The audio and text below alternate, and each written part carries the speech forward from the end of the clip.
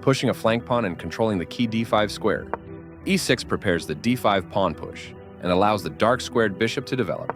The bishop is ready to be developed to an active square, developing the knight and increasing influence in the center.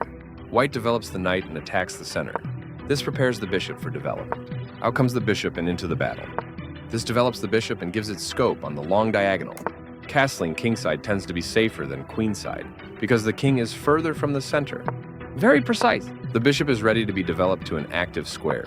Black develops the bishop and attacks the center. White develops the knight and attacks the center. Both kings are castled and ready for the middle game. This creates a pawn chain, linked pawns that form a strong structure, developing the knight and increasing influence in the center. This fianchettos the bishop by placing it on a powerful diagonal. This is not the right idea. Right on target. There were worse moves, but also something much better.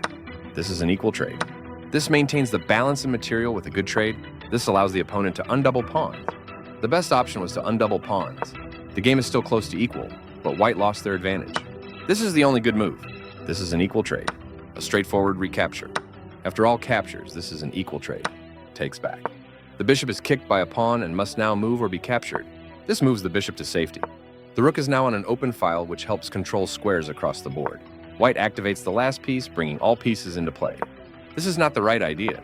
This attacks black's pawn chain. This permits the opponent to kick a knight. This kicks a knight. This move puts the knight on a safer square. There were worse moves, but also something much better. This creates space for the king to move in case it is attacked. This is the strongest option. This is a fair move. This maintains the balance in material with a good trade. The best option was to recapture a piece. Now black can't stop white from winning a pawn if they make the right moves. This threatens to win material through a tactic. This is the way to win a pawn. A clear recapture. This threatens to create a passed pawn.